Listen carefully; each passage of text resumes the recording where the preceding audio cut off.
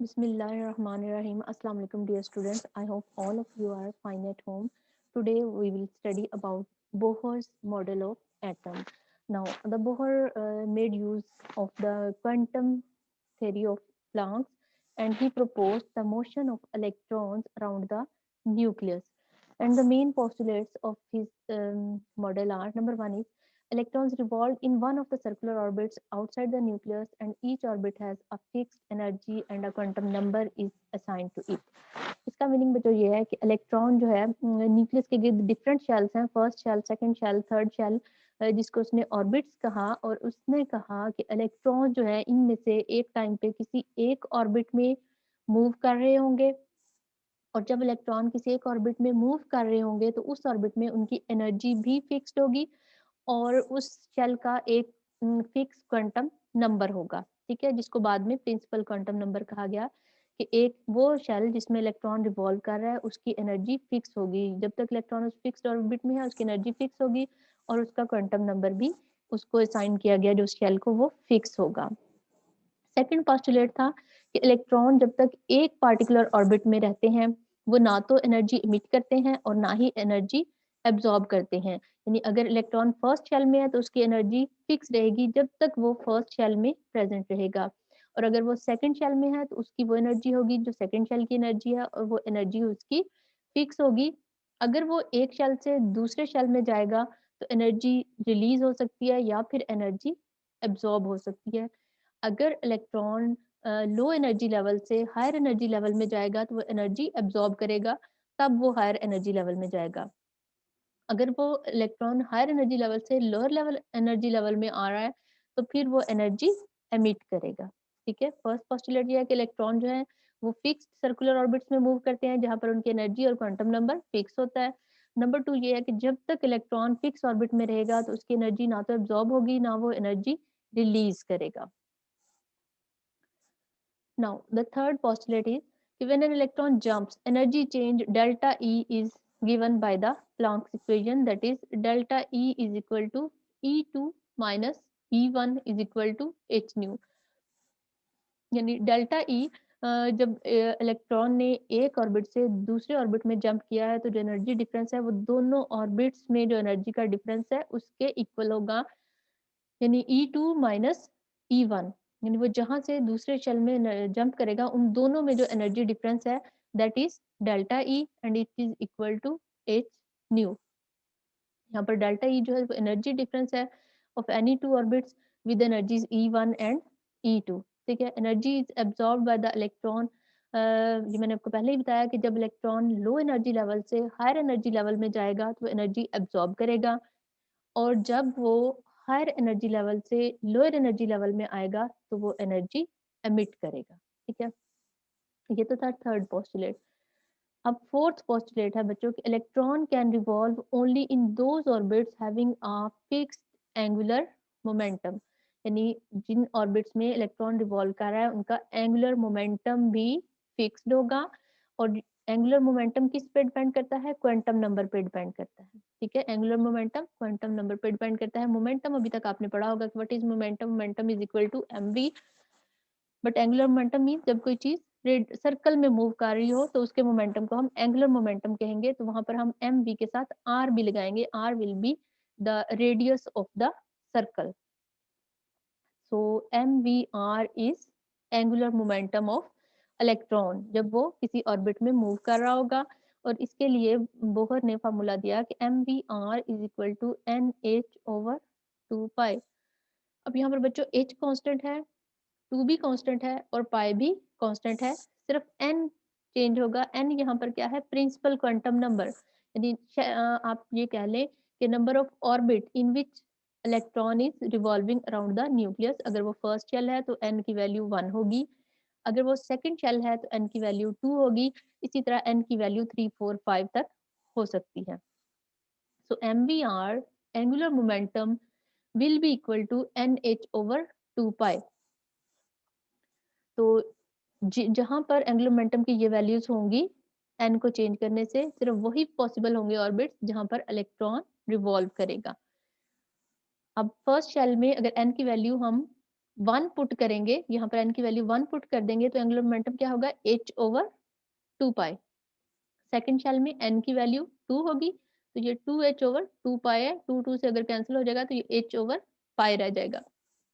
Third shell में n की value जब हम 3 पुट करेंगे बच्चों तो एंगुलर मोमेंटम की वैल्यू 3h/2 पाई होगी। इसी तरह जब n की वैल्यू चेंज होती जाएगी तो उसके साथ एंगुलर मोमेंटम की वैल्यू भी चेंज होती जाएगी। बोहर ने यह कहा कि इलेक्ट्रॉन बाउंड है, वो इनमें से ही किसी ऑर्बिट में प्रेजेंट हो, इसके दरमियान में अगर कोई वैल्यू एंगुलर मोमेंटम की आ रही है तो वहां पर इलेक्ट्रॉन रिवॉल्व नहीं कर सकता। तो इससे ये पता चलता है कि एंगुलर मोमेंटम भी क्वांटाइज्ड है, यानी एनर्जी और रेडियस की तरह एंगुलर मोमेंटम की वैल्यूज भी डिफरेंट ऑर्बिट्स के लिए फिक्स्ड हैं। ये थे उसके पोस्टुलेट्स जो बोहर ने दिए for the movement of electron, और इन पोस्टुलेट्स को यूज करते हुए फिर उसने डिफरेंट ऑर्बिट्स में इलेक्ट्रॉन की एनर्जी कैलकुलेट की और उन डिफरेंट ऑर्बिट्स का रेडियस कैलकुलेट किया। तो अब हम नेक्स्ट देखते हैं ये डेरिवेशन। फर्स्ट जो डेरिवेशन है बच्चों ये रेडियस के लिए है। आज हम सिर्फ रेडियस की डेरिवेशन पढ़ेंगे। Derivation of radius of revolving electron in nth orbit. nth orbit means कि हम सिर्फ n की वैल्यू पुट करेंगे, यानी उस ऑर्बिट की वैल्यू पुट करेंगे तो हमारे पास रेडियस की वैल्यू आ जाएगी। यानी उसने एक जनरल एक वैल्यू फाइंड आउट कर ली और उससे फिर हम किसी भी ऑर्बिट के लिए रेडियस की वैल्यू कैलकुलेट कर लेंगे। अब इसके लिए उसने क्या किया, एक इलेक्ट्रॉन को कंसीडर किया गया। Electron was revolving in a circle of radius r। ठीक है, इलेक्ट्रॉन इलेक्ट्रॉन जिसका मास m है और इस इलेक्ट्रॉन की जो ये मूव कर रहा है सर्कुलर ऑर्बिट में, इसकी वेलोसिटी v है। ठीक है, और इस सर्कल का रेडियस r है। ठीक है, अब इलेक्ट्रॉन न्यूक्लियस के गिर्द ही रिवॉल्व कर रहा है बच्चों, तो न्यूक्लियस पे जो चार्ज है दैट इज Ze+। अब यहाँ पर जो Z है ये प्रोटॉन नंबर है कि उस न्यूक्लियस में कितने प्रोटॉन हैं, और E+ उन प्रोटॉन्स पे चार्ज है। जितने प्रोटॉन्स होंगे उतना ही पॉजिटिव चार्ज होगा, क्योंकि 1 प्रोटॉन पे 1 पॉजिटिव चार्ज है। तो उसने इलेक्ट्रॉन की मोशन को कंसिडर किया in a circular orbit of radius r with velocity v having a mass m and nucleus charge on nucleus was Ze+। बच्चों अकॉर्डिंग टू कुलम्स लॉ जो electron और इस प्रोटॉन्स के दरमियान जो इलेक्ट्रोस्टैटिक फोर्स ऑफ अट्रैक्शन है that is given by the formula. अगर आप लोगों ने इससे पहले फिजिक्स में कुलम्स लॉ पढ़ा है तो कुलम्स लॉ था कि force is equal to k q1 q2 over r square. ठीक है, अब k उसमें क्या था, कांस्टेंट, और q1 q2 क्या थे, चार्जेस। ठीक है, तो अब यहाँ पर ये चार्जेस हैं, एक Ze चार्ज है और एक E। ठीक है, Ze और E, यानी Ze जितने प्रोटॉन्स है उन पे चार्ज और फिर E, तो ये हो जाएगा Ze square divided by r square है, और k was equal to 1/4 pi epsilon naught. यहाँ पर k की वैल्यू पुट कर दी गई है। So force of attraction between electron and nucleus is Ze square over 4 pi epsilon naught r square. It was according to Coulomb's law. अब मेरा ख्याल है यहाँ तक एक्सपेरिमेंट की आपको समझ आ गया कि उसने क्या किया, इलेक्ट्रॉन को कंसीडर किया revolving in a circle of radius r around the nucleus with velocity v and mass m। तो इस पे इलेक्ट्रोस्टैटिक फोर्स ऑफ अट्रैक्शन ये थी Ze square over 4 pi epsilon naught r square. अब अगर ये इतनी अट्रैक्शन हो तो इलेक्ट्रॉन को न्यूक्लियस के पास आ जाना चाहिए, क्योंकि दोनों के दरमियान अट्रैक्टिव फोर्स है, लेकिन इलेक्ट्रॉन न्यूक्लियस में आके नहीं गिरता बल्कि इलेक्ट्रॉन अपने फिक्स्ड ऑर्बिट पे अपनी मोशन जारी रखता है। तो वो कौन सी चीज है जो इलेक्ट्रॉन को मोशन में रखती है, that is known as centrifugal force. ठीक है, that is known as centrifugal force which keeps the electron in motion around the nucleus, and that centrifugal force is given by the formula force is equal to mv square over r। ठीक है, ये क्या है बच्चों, centrifugal force जो electron को nucleus के गिर्द मूवमेंट में रखती है, कांस्टेंट मोशन में रखे हुए है। तो जब तक ये दोनों फोर्सेस इक्वल होंगी, फोर्स ऑफ अट्रैक्शन और ये दोनों इक्वल होंगी और एक दूसरे के ऑपोजिट होंगी, तो इलेक्ट्रॉन न्यूक्लियस के गिर्द मूव करता रहेगा। अगर इनमें से कोई भी एक कम या ज्यादा होगी तो इलेक्ट्रॉन उसकी तरफ फिर अट्रैक्ट करेगा। अब ये दोनों फोर्सेस इक्वल हैं बट ऑपोजिट हैं। ठीक है, ये फोर्स ऑफ अट्रैक्शन जो इलेक्ट्रॉन को अंदर की तरफ मूव कर रही है, और ये जो सेंट्रीफ्यूगल फोर्स है ये उसको सर्कल में रखे हुए है। ठीक है, अब ये दोनों फोर्सेस इक्वल हैं, इसलिए इन दोनों इक्वेशंस को हम इक्वलाइज कर सकते हैं, that is mv square over r is equal to z e square over 4 pi epsilon naught r square. यानी अब हमने इलेक्ट्रोस्टैटिक फोर्स ऑफ अट्रैक्शन को इक्वल कर दिया सेंट्रीफ्यूगल फोर्स के। अच्छा, एक बात बच्चों मैंने आपको नहीं बताई, epsilon not, what is epsilon not? It's vacuum permittivity, ये कांस्टेंट है और इसकी वैल्यू है 8.84 into 10⁻⁻12 कूलम स्क्वायर पर जूल पर मीटर। अच्छा, अब हमने इन दोनों इक्वेशंस को बच्चों बैलेंस कर लिया। इसके बाद हम जस्ट इन इक्वेशंस को रीअरेंज करेंगे। M B square is equal to Z E square over 4 pi epsilon naught are.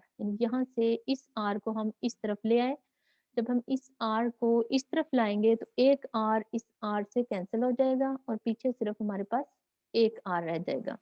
So M B square is equal to Z E square over 4 pi epsilon naught are.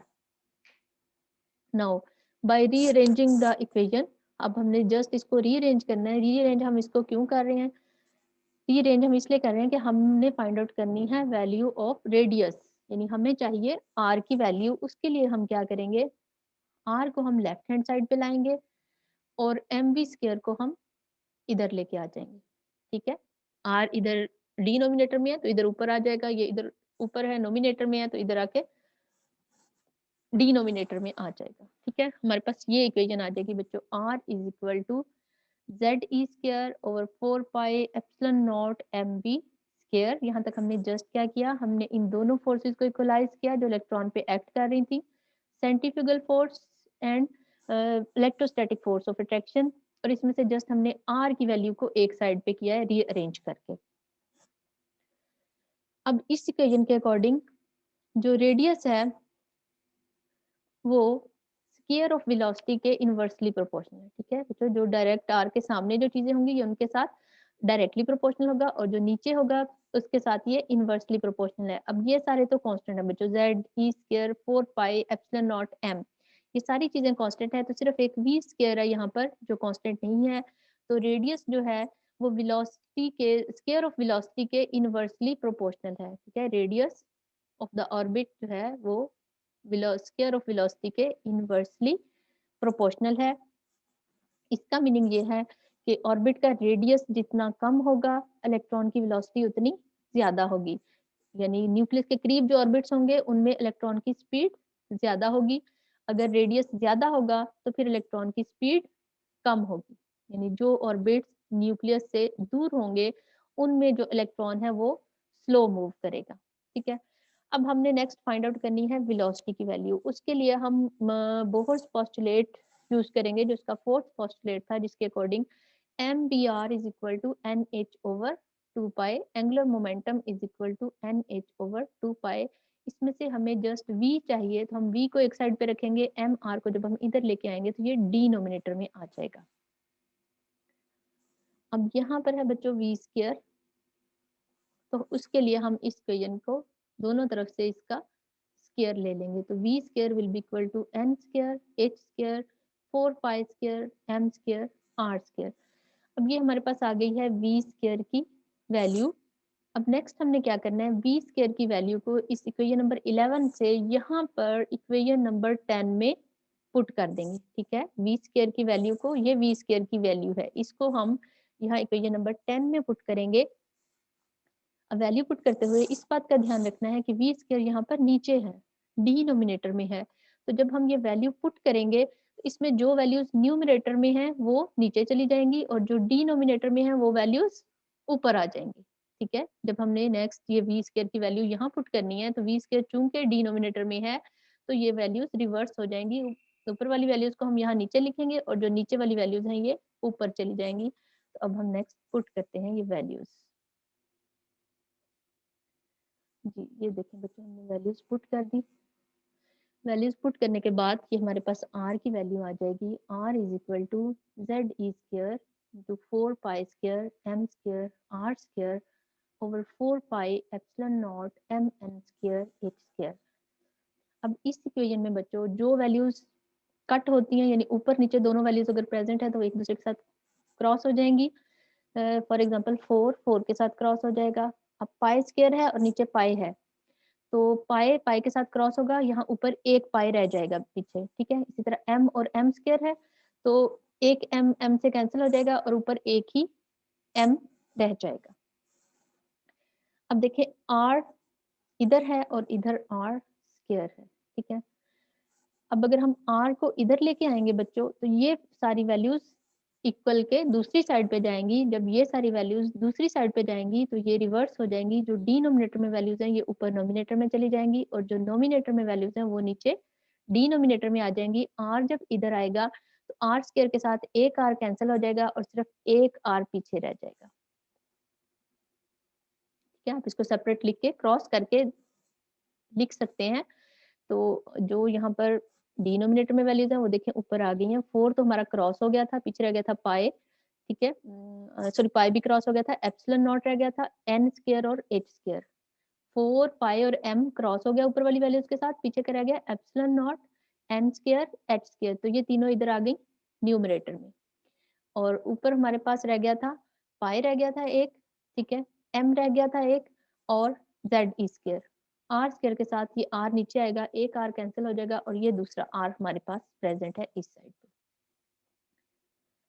तो अब हमारे पास ये r की value आ गई, r is equal to epsilon naught n square h square over pi m z e square. अब यहाँ पर अगर हम सारे कॉन्स्टेंट्स की वैल्यूज पुट करें सिर्फ n के अलावा, या हम थोड़ा सा इसको अगर रीअरेंज कर लें, हाइड्रोजन एटम के लिए जो z है इसकी वैल्यू 1 है, ठीक है। उसका एटॉमिक नंबर 1 है। z क्या है, प्रोटॉन नंबर है, तो हाइड्रोजन एटम के लिए उसकी वैल्यू 1 है। z की वैल्यू 1 पुट कर देंगे तो z डिनोमिनेटर से खत्म हो जाएगा, क्योंकि 1 पुट करने से कोई फर्क नहीं पड़ेगा। तो पीछे हमारे पास रह जाएगा epsilon naught n square h square over pi m e square. Next हमने सारे कॉन्स्टेंट्स को सेपरेट कर लिया और n स्क्वायर को ब्रैकेट से बाहर ले आए, क्योंकि n स्क्वायर जो है ये कांस्टेंट नहीं है, ये क्या है, नंबर ऑफ शेल, या आप कह लें प्रिंसिपल क्वांटम नंबर है। तो ये नंबर ऑफ शेल 1 हो सकता है, 2, 3, 4 कुछ भी हो सकता है, इसलिए इसको हम बाहर ले आए। बाकी सारी वैल्यूज कांस्टेंट है, epsilon not, h square, pi m e square, ये सारे कांस्टेंट्स हैं। n स्क्वायर को हम बाहर ले आए। अब बच्चों इन सारे कांस्टेंट्स की अगर हम वैल्यूज पुट करें, एप्सिलॉन नॉट की h स्क्वायर प्लैंक्स कांस्टेंट है, पाई की value, m mass of electron, e square, इन सब की अगर हम वैल्यूज पुट करें तो हमारे पास आंसर आता है 0.529 into 10 raise to power -10 metre, या फिर हम इसको लिख सकते हैं 0.529 angstrom, because 10 raise to power -10 metre is equal to 1 angstrom, ठीक है। 10 raise to power -10 metre is equal to 1 angstrom. तो R is equal to 0.529 angstrom into n square. यानी अब हमने ये वैल्यू सारी सिर्फ किसकी पुट की है, कांस्टेंट्स की। n की वैल्यू अभी हमने पुट नहीं की, सारे कांस्टेंट्स की वैल्यूज हमने पुट की हैं, तो हमारे पास R की ये वैल्यू आ गई। अब n जो है, अगर फर्स्ट शेल है तो हम इसकी वैल्यू 1 पुट करेंगे, तो आंसर सेम आएगा 0.529 एंगस्ट्रॉम। नेक्स्ट, अगर n is equal to 2 second shell है, तो हमने यहाँ n स्क्वायर पुट करना है। 2 पुट करेंगे तो 2 का स्क्वायर क्या आ जाएगा, 4। 4 को फिर हम इसके साथ अगर मल्टीप्लाई करेंगे तो ये आंसर आएगा 2.11 एंगस्ट्रॉम।